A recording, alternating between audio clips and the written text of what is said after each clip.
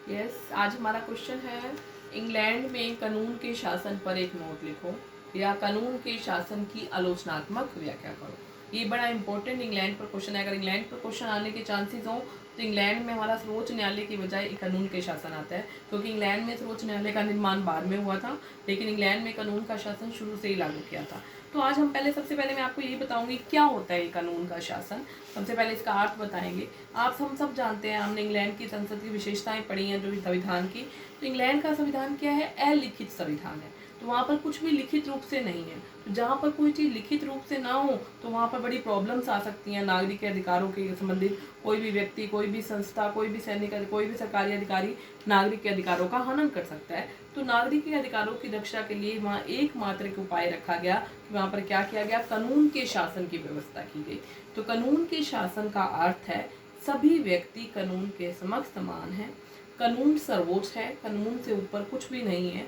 कोई बड़े से बड़े व्यक्ति से लेकर छोटे से छोटे व्यक्ति को कानून के अधीन रहकर कार्य करना पड़ता है। अपनी शक्तियों का कानून की सीमाओं के दायरे में रहकर प्रयोग करना पड़ता है। कानून के बाहर जाकर कोई भी कुछ, चाहे बड़े से बड़ा व्यक्ति हो, कोई भी कुछ भी नहीं कर सकता है। तो वहाँ पर कानून के शासन की व्यवस्था लगाने बड़ी जरूरी थी, क्योंकि वहाँ पर संसद सर्वोच्च थी। संसद की प्रभुसत्ता का तानाशाही स्थापित हो सकती थी। सम्राट वहाँ पे था, सम्राट अपनी तानाशाही स्थापित कर सकता था, नागरिक के अधिकारों का हनन कर सकता था। तो इसलिए वहाँ पर क्या किया गया? एक कानून का शासन बनाया गया। तो डाइसी ने बड़ी अच्छी डेफिनेशन दी है कानून के शासन का, बड़ा अच्छा अर्थ बताया है कि कानून के शासन के 3 अर्थ हैं। कानून की सर्वोच्चता, मतलब कानून सर्वोच्च है, कानून से ऊपर कुछ भी नहीं है। संविधान भी जो है, संविधान की रक्षा का एकमात्र सर्वोच्च टूल है, जो हमारे पास इक्विपमेंट है, वो क्या है? कानून है। कानून से ऊपर कुछ नहीं है। सभी बड़े से बड़ा व्यक्ति हो चाहे छोटे से छोटा व्यक्ति हो, वो कानून के दायरे में रहकर काम करेगा और कानून के अधीन, कानून से ऊपर कुछ भी नहीं है। चाहे सम्राट की बात हो, चाहे संसद की बात हो, संसद के कानून हो, कानून के शासन से ऊपर कुछ नहीं है। दूसरे कानून के शासन का अर्थ है कानून के समक्ष समानता, मतलब कानून सभी के लिए समान है।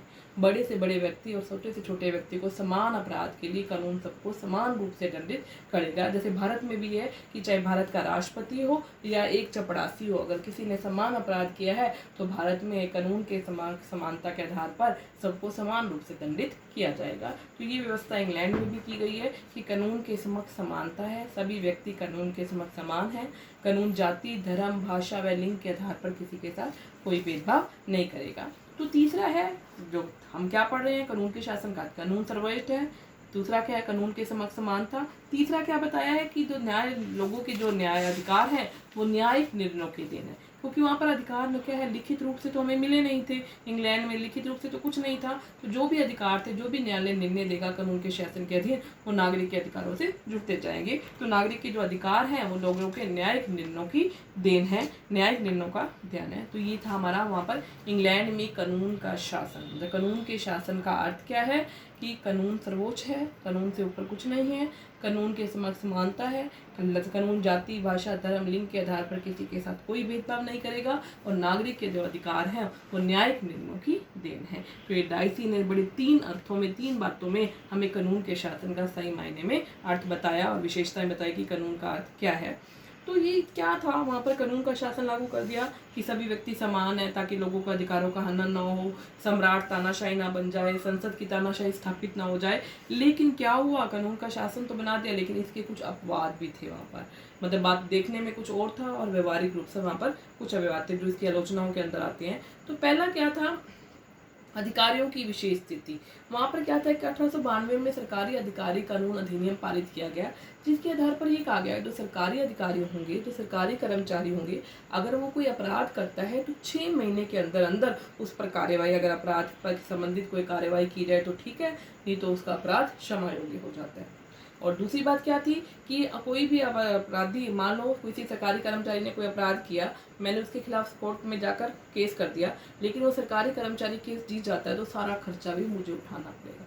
तो ये क्या हुआ, एक तरफ तो कह रहे हो कि कानून के समक्ष सभी समान है, और दूसरी तरफ तुम क्या कर रहे हो, सरकारी अधिकारियों को अलग से अधिकार दे रहे हो, उनका अलग से व्यवस्था कर रहे हो। तो ये इसका अपवाद था। तीसरा क्या था कि वहाँ पर सम्राट को विशेष अधिकार, आपको पता है कि इंग्लैंड का शासन सम्राट के नाम पर चलाया जाता है, तो वहाँ पर क्या था, सम्राट को विशेष अधिकार दिए गए थे। सम्राट अपने कार्यों के लिए किसी के प्रति उत्तरदायी नहीं था, मतलब ना कानून के प्रति, ना संविधान के प्रति, किसी भी न्यायालय में सम्राट के खिलाफ कोई अभियोग नहीं चलाया जा सकता। इसका मतलब क्या है, कानून का शासन सम्राट पर लागू नहीं होता है, सम्राट अपनी मनमानी कर सकता है, अपनी तानाशाही स्थापित कर सकता है। तीसरा क्या है, राजदूतों की विशेष स्थिति, जो दूसरे देशों से जो राजदूत आए होते हैं इंग्लैंड में, उनके खिलाफ भी इंग्लैंड में किसी भी न्यायालय में उनके खिलाफ कोई कार्रवाई नहीं की जाती है। उन्हें मान लो कोई राजदूत गलत काम करता है तो उन्हें वो अपना देश वापस बुला सकता है, किसी न्यायालय का देश को छोड़कर उन पर कोई कार्रवाई नहीं की जा सकती है। सैनिक अधिकारियों को विशेष अधिकार, एक तरफ तो हम बात कर रहे हैं कि सबके लिए समान कानून है, लेकिन दूसरी तरफ वहाँ पर क्या है, सेना के जो अधिकारी हैं, जो प्रतिष्ठित व्यक्ति हैं, उनके लिए अलग से अधिकार है न्यायालय के अंदर, अलग से सेना के अधिकारी कर्मचारियों पर कोई मुकदमा नहीं चलाया जा सकता आम न्यायालय के अंदर। तो ये भी कानून के शासन के खिलाफ है। नेक्स्ट क्या है, प्रिविलेज ऑफ होम मिनिस्टर, जो होम मिनिस्टर है, देश के जो गृह मंत्री हैं, वो भी कानून के शासन की परिधि से बाहर है, उनको भी विशेष अधिकार दिए गए हैं। तो नाम हो गया कानून का शासन। देखो धीरे धीरे करके सब लोग इसके बाहर चलते जा रहे हैं कि उनका कहीं भी विदेश जाने पर रोक नहीं लगाई जा सकती है, वो कोई भी काम कर सकते हैं, उसके कोई विरुद्ध कोई अभियोग नहीं चलाया जा सकता, किसी भी न्यायालय में होम मिनिस्टर के खिलाफ कोई भी अभियोग या कोई भी केस दर्ज नहीं किया जा सकता। तो इसका मतलब क्या हुआ, होम मिनिस्टर भी वहाँ कानून के दायरे से बाहर हो गया। देखो सम्राट भी बाहर, सरकारी अधिकारी भी बाहर, और उसके बाद राजदूत भी बाहर हैं। अब मैंने आपको क्या बताया, होम मिनिस्टर भी बाहर है। उसके बाद है न्यायाधीशों की विशेष स्थिति, न्यायाधीशों को भी इस सीमा से बाहर रखा गया। न्यायाधीश जो इंग्लैंड के न्यायाधीश के विरुद्ध किसी भी कार्य के खिलाफ कोई भी किसी भी न्यायालय में अपील नहीं कर सकता है, न्यायाधीश भी बाहर आ गए। संसद के सदस्यों को विशेष अधिकार दिए गए हैं, जब तक वो संसद के सदस्य हैं उनके खिलाफ कोई कार्यवाही नहीं की जा सकती है। उनको एक विशेष अधिकार है कि उनको कोई संसद के सदस्यता के दौरान उन्हें गिरफ्तार नहीं किया जा सकता किसी भी मुकदमे में, तो इसका मतलब उनको भी विशेष अधिकार दिए गए हैं। तो उसके बाद नागरिक के सभी अधिकार जो है न्यायिक निर्णयों की देन नहीं है। और एक सबसे बड़ी चीज वहां पर क्या है, अलग तरह के न्यायालय हैं, दो तरह के न्यायालय हैं, साधारण नागरिकों के लिए अलग न्यायालय हैं और विशेष व्यक्तियों के लिए अलग से न्यायालय हैं। तो एक तरफ तो कह रहे हैं कानून सबके लिए समान है, कानून के समक्ष समानता है, और दूसरी तरफ हमने क्या कर दिया, सभी लोगों को विशेष अधिकार दे दिए।